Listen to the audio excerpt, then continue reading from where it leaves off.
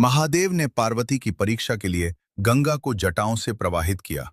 एक अद्भुत कथा हिमालय की शांत वादियों में, जहां बर्फीली हवाएं भी हर हर महादेव का जप करती थीं, माता पार्वती कठोर तपस्या कर रही थी।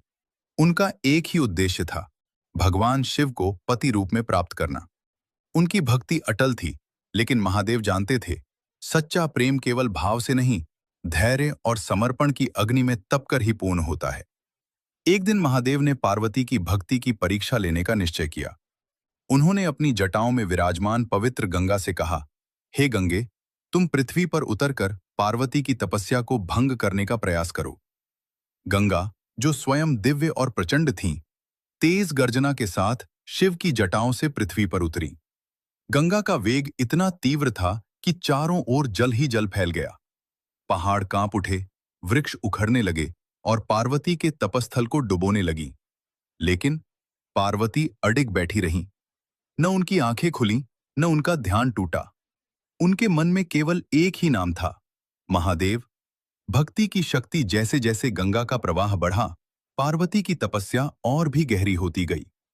उनकी भक्ति के तेज से गंगा का वेग धीरे धीरे शांत होने लगा। गंगा ने अनुभव किया, यह कोई साधारण स्त्री नहीं, यह तो स्वयं शक्ति का स्वरूप है। महादेव का प्रकट होना, अचानक आकाश में डमरू की ध्वनि गूंजी और भगवान शिव प्रकट हुए। मुस्कुराते हुए बोले, हे पार्वती, तुमने हर परीक्षा को पार कर लिया। तुम्हारी भक्ति अटल है, तुम्हारा प्रेम सच्चा है। पार्वती ने आंखें खोली और उनके सामने स्वयं महादेव थे। उनकी आंखों में आंसू थे, लेकिन वो आंसू खुशी और समर्पण के थे।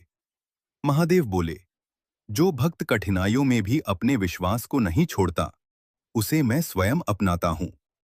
और उसी क्षण पार्वती को महादेव ने अपनी अर्धांगिनी स्वीकार किया।